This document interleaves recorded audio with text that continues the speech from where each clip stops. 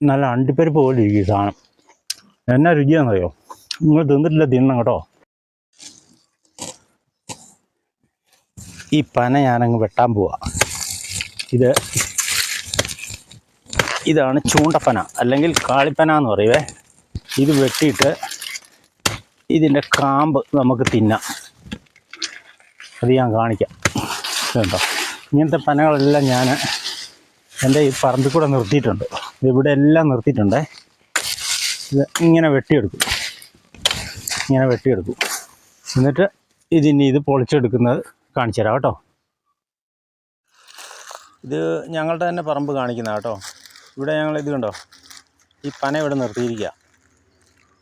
ഈ ചൂണ്ടപ്പന വെട്ടിക്കളയാതെ ഇവിടെ നിർത്തിയിരിക്കുന്ന പറമ്പിൻ്റെ പല ഭാഗത്തും ഇങ്ങനത്തെ പന നിർത്തിയിട്ടുണ്ട്.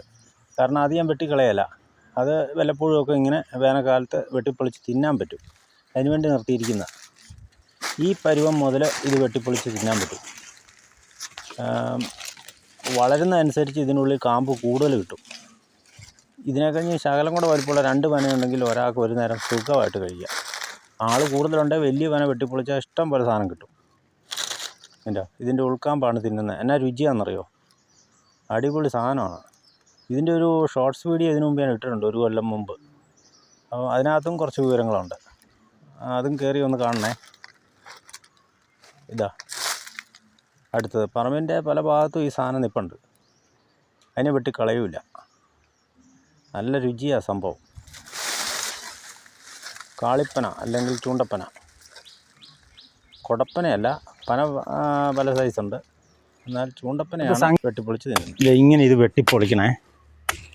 ഇങ്ങനെ ഇത് വെട്ടിപ്പൊളിച്ചിട്ട് ഇതിനുള്ളിലെ കാമ്പാണ് എടുക്കുന്നത്. ഇത് അറിയത്തില്ലാത്തവർക്ക് വേണ്ടിയിട്ടാണ് ഞാനിത് കാണിക്കുന്നത്. നല്ല അടിപൊളി സാധനം കേട്ടോ. ഇതിൻ്റെ ഉള്ളിലെ എന്നാ രസമാണെന്നറിയാം തിന്നാൻ. ഇതൊക്കെ പണ്ട് കാലം എന്ന് പറഞ്ഞാൽ ഒത്തിരി വർഷം മുമ്പൊന്നുമല്ല, കുറച്ച് വർഷങ്ങൾക്ക് മുമ്പൊക്കെ ഞാനിതിങ്ങനെ ഇഷ്ടംപോലെ തിന്നിട്ടുണ്ട്.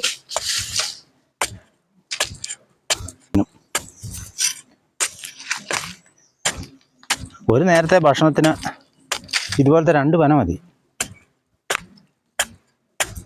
വലിപ്പമുള്ളതിനകത്ത് കൂടുതലുണ്ടാവും.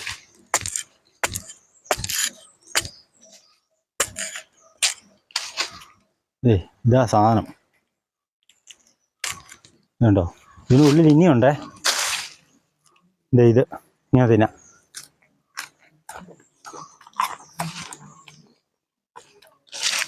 ഇതാണോ, ഇതാ സാധനം.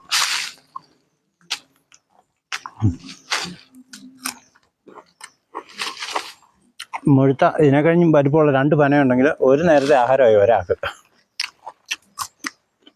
നല്ല അണ്ടിപ്പരിപ്പ് പോലെ ഇരിക്കും സാധനം. എന്നാ രുചിയാണെന്നറിയോ? നിങ്ങൾ തിന്നിട്ടില്ല, തിന്നണം കേട്ടോ. ചൂണ്ടപ്പനയാണ് വെട്ടിപ്പൊളിക്കേണ്ടത്, അല്ലാതെ കുടപ്പനയൊന്നും വെട്ടിപ്പൊളിച്ചേക്കരുത്.